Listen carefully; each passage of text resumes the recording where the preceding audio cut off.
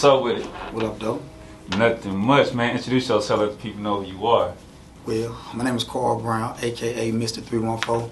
I always say Carl Brown first because, like, I guess you could say it's like an alter ego thing. I did R&B for a long time, and I recently switched to just doing, like, hip-hop, like rap, you know what I'm saying? I merged my R&B in it. So I can sing my own choruses, don't got to use auto-tune and none of that. No hate to the people that use auto-tune. You know what I'm saying?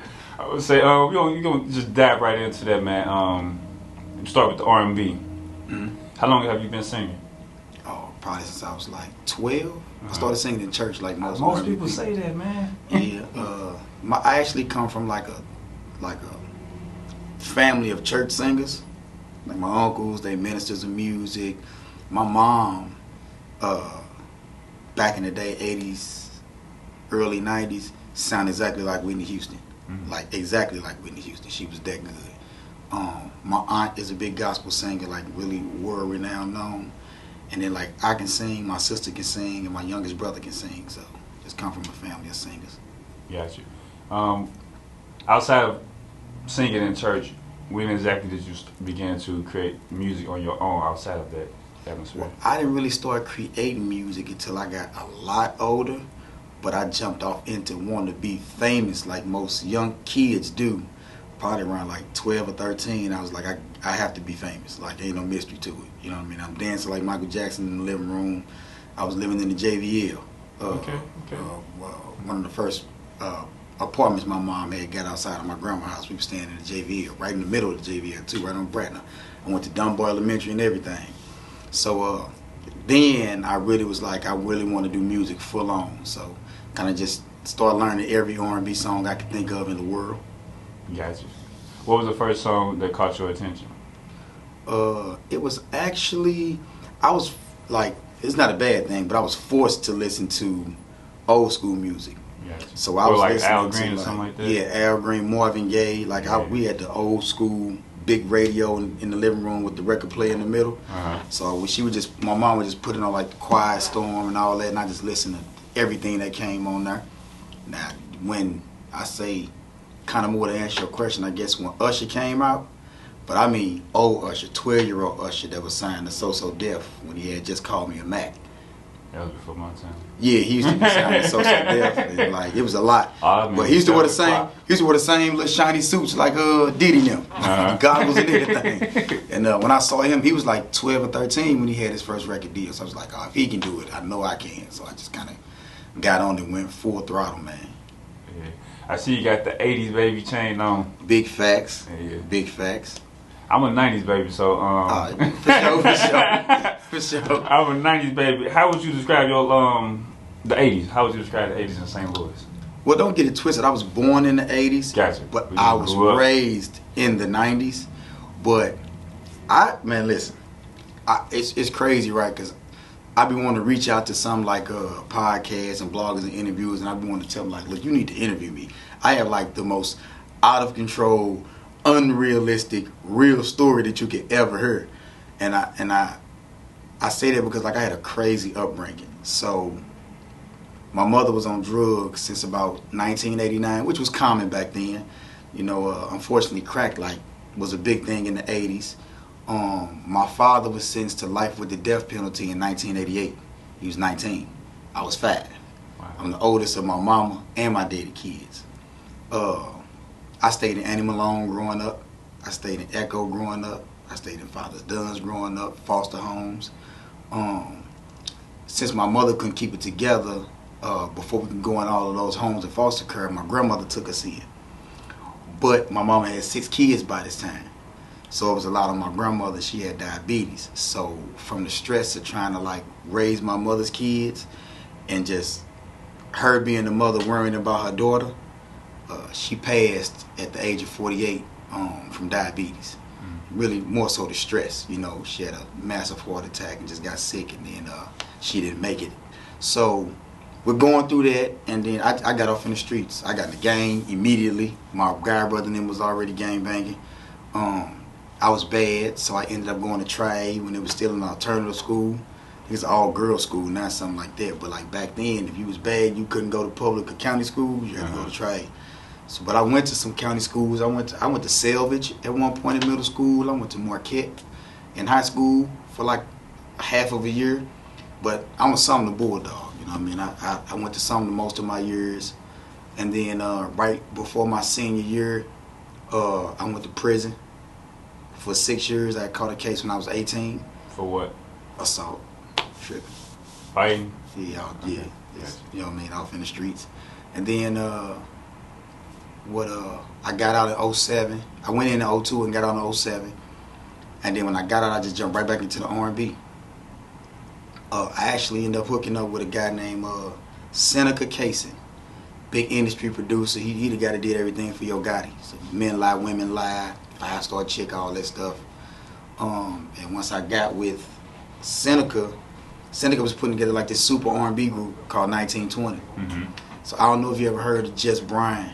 He's an R&B artist from St. Louis. He won Wild Out Wednesday 106 in Park, the R&B thing. Okay. So all of us were in a group. It was like 5-6 people. I got pulled into the group through a dude named T Streets. He was the guy that produced the song for the Bangers from St. Louis. I know They had Bangers, yeah. Okay, so they produced that song. Ain't no bitch in me. Uh-huh. Okay. He's cool with 2 producers I was working with. Heard my music one day. He's like, man, you need to talk to my guy, man. He putting this group together. Got in a group with Seneca. Stuff was just up and down. I was real young, signing contracts. I didn't know what I was signing. And then Hey, they get you like that, man. yeah, like it was out of control, man. Like it was so much stuff going on that I didn't know about. And then, long story short, I quit the group. I convinced the group to quit. We was all supposed to go to Atlanta, and I was gonna kind of foot the bill because I was in the streets. And then everybody's kind of wanted to do their own thing. Started doing solo, being a solo artist again. Mr. 314 emerges, and then probably about like 3.5 years after I was out, I caught a Fed case. And you went back. Yep, caught 10 years in the Feds. How did you feel in that moment after you just did what said 6? Yeah, it was crazy, man, because I got kids. Mm. I felt like my music was doing excessively well. I was on a lot of stuff. I was back and forth to Atlanta. It was good. And like it just hit me out of nowhere. Got hit with a drug conspiracy and gun charges. Yeah, they say when the feds come, they got you. Yeah, man. They say 98 conviction rate. Yeah. And some people clarify this and some people don't. The 98% conviction rate is because of plea agreements. They ain't taking nobody to trial at 98%. I'm not finna play with y'all. I'm just going Let me get the best deal I can get. I ain't telling. I ain't doing no snitching. I ain't working with y'all. So the best thing for me to do is take the best deal y'all offering. So that's how they get a 98% conviction rate, because a plea of guilt is still considered a conviction for the feds. Yeah. I want to fast forward real quick, but yeah, before I do that, I got a question to ask you. Speaking of like just taking plea deals or even like the idea of snitching. Okay. Are you familiar with? I know you're familiar with Birdman, but are you familiar with his brother? Gangster? Oh yeah, the situation with his brother. Yeah. Yeah. What do you know the situation as far as him? Yeah, I've been seeing the videos. Him going back and forth with Boosie and yeah. What's your thoughts on that? You think? I just asked somebody this yesterday, and they thoughts were. I'm gonna let you ask yourself this first. Yeah. So it's like this in the street code. Telling is telling. It's just it is what it is. Now, on the back end of that, it's hard to tell somebody what they would do when they want to get out of prison. Telling is telling, snitching is snitching, either way around the board, whether somebody dead or alive. But a lot of people who be commenting, they be saying what they gonna do and don't be in that person's shoes. They'll be in this situation. You know what I'm saying? Close to coming to it. Now I can see if it's somebody that's getting them interviews and saying, I was on death row. I was sitting on life. And I had already did 30 years. And it was some dudes that was dead that I was beefing with, and I want to go tell on them. That's him. I wouldn't do it myself, but that's him though. And most of these dudes that be saying, oh, it's this, is that, they ain't never been in them people's shoes, man. They be out, it be rap shit. They be faking. And me personally, I can't stand a snitch. Because people told on me on my case. Well, wires on me and everything, so. Wow. Now, I'm going to fast forward back to, just go back to the 90s and for sure. You kind of just ran across that. Yeah, no, it's good. But at the time, you say did you grow up in the JVL? No, my mom stayed in the JVL. I'm from the north side. I'm from the Ville. Gotcha. Yeah, I'm from the Ville. So, like my grandmother's house sits on Natural Bridge and Coral. So it's just an area in the Greater Ville Gotcha, area. gotcha, gotcha. You know, it stretched from Martin Luther King and Billups all the way over to by Beaumont. You know, a lot of people don't know that. They think that.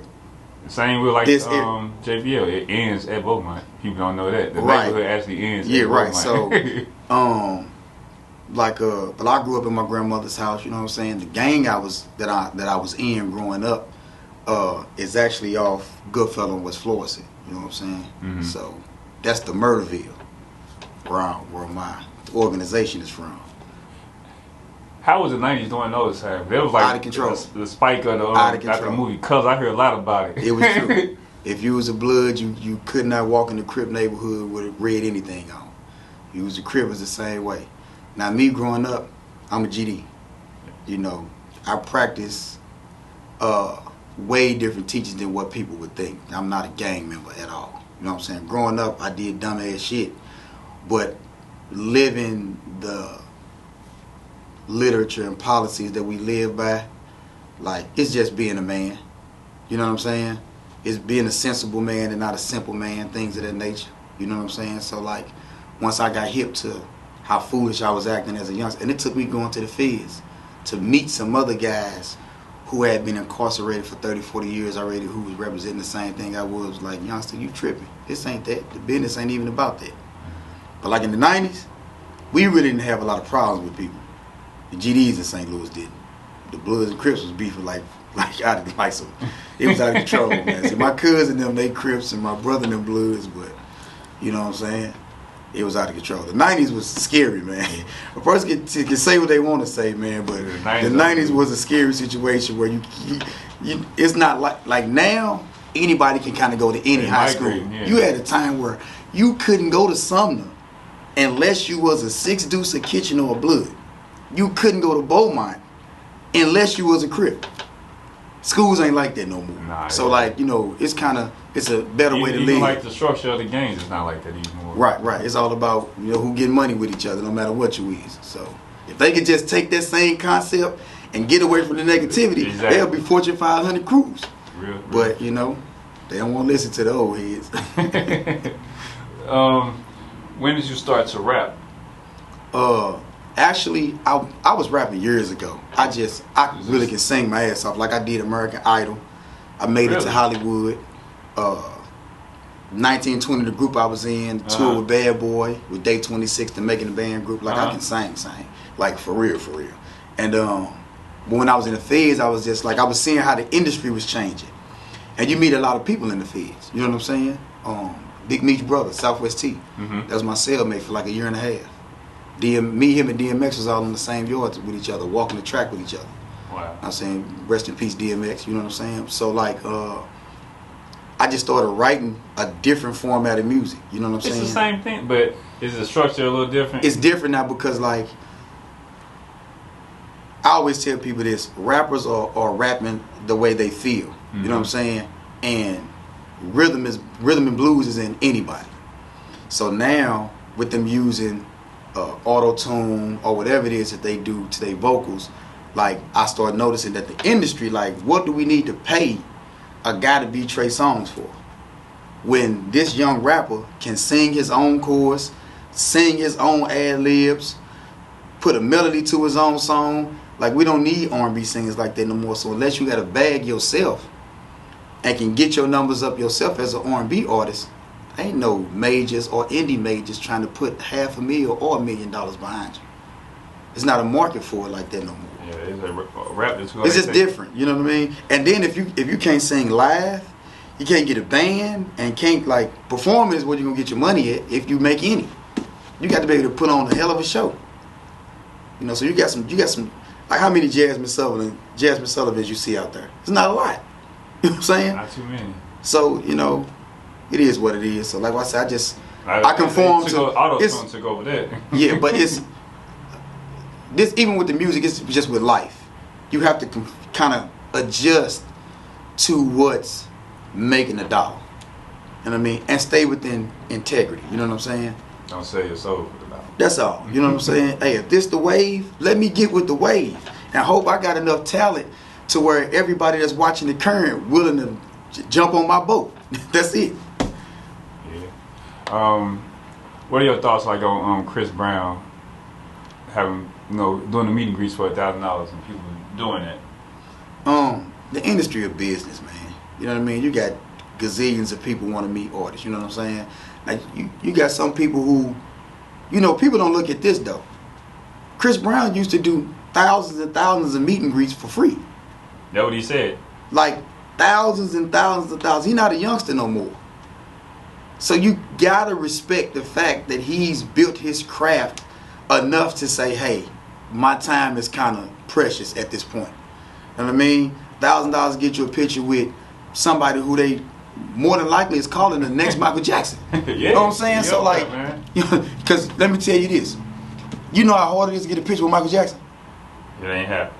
It ain't even happening, man. Like, if you don't know Tito and them and your great auntie is from Indiana, where they from, and still go to church with his mama, you ain't even gonna get to see Michael Jackson. You better hope you get a picture with Tito and them. You know what I'm saying? So, like, be real. Like, it's a business, man. And a lot of people just don't understand the business side of the music industry. And that's also what I want to say. When I went to the Feds, that's what I did. I took advantage of all the stuff that the Feds offer. I went to college for business and finance. I got my GED. And I sat and read every single book about the music industry I could find. So I could be Diddy. I know everything it is to be a manager. And then, especially like you said, from you being younger and you signing that contract at a young age, you probably, I'm sure you learned from that. Oh yeah, a lot of artists when they first start doing music, man, they just want to be famous. You know what I'm saying? They don't know that it's about being able in the long run to make generational wealth for yourself, your family, and your loved ones. They don't even think about that at the beginning. Now, social media has some artists thinking about that because you got like, I think Steve Stout them got United Masters, and in they marketing commercials, they explain how it's best to own your own masters and find out what Nielsen BDS is and learn what sound exchange is and sound scan and ASCAP. you know what I mean? What a PRO is. You ask a youngster what's a PRO, he won't know what the hell you talking about. It's what you just said. But a lot of people need to know this side of the It's business, exactly though. what you just said, though. With the ASCAP. Okay. ASCAP BMI is a PRO, it's a performance rights organization. Gotcha. So I had to sit and just write notes until I had it, and then I had to learn what it meant. So I got some good stuff out the Feds. I lost time, but I got a lot of stuff that I can kind of make up for that time. Gotcha. If I just utilize it correctly, you know what I'm saying? So that's what I've been on. How old were your children when you went in? I got 6, man. I think my youngest my oldest is 22. So you think 12 years ago? You know what I'm saying? 10 years old. They was, between, my oldest was like right at 12, 11 to 12. So I go all the way down. And my kids kind of like back to back. So it was like 12, 11. Because my kids are 22, 21, 20, 19, 16, and 15. I started young. I was out of control. I was on my Scorpio issue. Yeah, I can relate. Right. So, yeah. You got the show coming up this weekend. Are you ready for the show? You prepared for it? I'm tough, man. Like, I'm tough. You got to think, right? I came from wanting to be an R&B artist, so I could dance also growing up. You know what I'm saying? Yeah, listen, I thought I was Usher. Like, you couldn't tell me nothing. You know what I'm saying? So, like, performing has always been a part of my show. So, I got a hype man. It's actually my partner I used to sing with, Brian Barksdale. Gotcha. You know what I'm saying? Some people know him by just Brian. He did a lot, man. Got shout out from Busta Rhymes and them. Got songs with Cool and Dre. Like, he been putting in work for years also. So that's my guy. Take him with me. We done worked with each other over the years and been through the thick and the thin with each other. So I'm ready though. Like, I try to be on every single big ticket coming to the city. Like I did B King, Club Godzilla when he came to the Climax about a month or so ago. I opened up for Big Boogie when he came to the Beano. I opened up for Finesse 2 times. I was there with that situation. I did Monica. I'm doing Glorilla. And truth be told, I'm on the money bag ticket too. So you just worked, man. Get your name out there. Yeah. With the younger audience anyway. Yeah. August Alsina's coming too. I'm on his show too. That's dope. We just waiting on the confirmation date. But yeah. Say, one last question. I'll just some of the, I guess, leave motivation for the younger people that's coming up in the world, what advice can you give them? Man, You don't have to necessarily be look, music. I always want to tell them, like, listen, man, you might think the streets is where it's at, but it ain't. That's always what I want them to know. The younger generation, the next generation, you think that you being hip by sliding with the yappers out and all of that, but man, listen. If you can't go in the bank, man, and tell them people give you $20,000 on consignment because your credit score is at 800 or 750, where you ain't got to look over your shoulder, where you ain't got to tint your windows, because ain't nobody out to get you. That's the best feeling in the world. You know what I mean? You always under the radar when you in the streets. Mm-hmm. And not trying to shine no light on them, but man, I'm telling you, man, it ain't. It's only a few people, and I mean an absolute few, who've been knee deep in the streets and made it out and didn't have to go to jail, lost some of their close peoples, got killed, or plain old didn't make what they set out to get. And at the end of the day, you lose on all 4 pages. You know what I'm saying? But, you know, that's what I tell them, man. Like, find another route. And it's a whole bunch of them. I mean, a whole bunch of them. I met a dude the other day at a media thing I was at. My man do cryptocurrency. Yeah, You know what I'm saying? I know exactly what you're talking about. And like, so you coming up next here. And it's crazy, though, because I still work a 9 to 5. I ain't on yet. You know what I'm saying? You know how many orders was still working while they was trying to get on? You know what I'm saying? But I say that to say a friend of mine at my job the other day was like, yo, my guy stopped working here because he do cryptocurrency.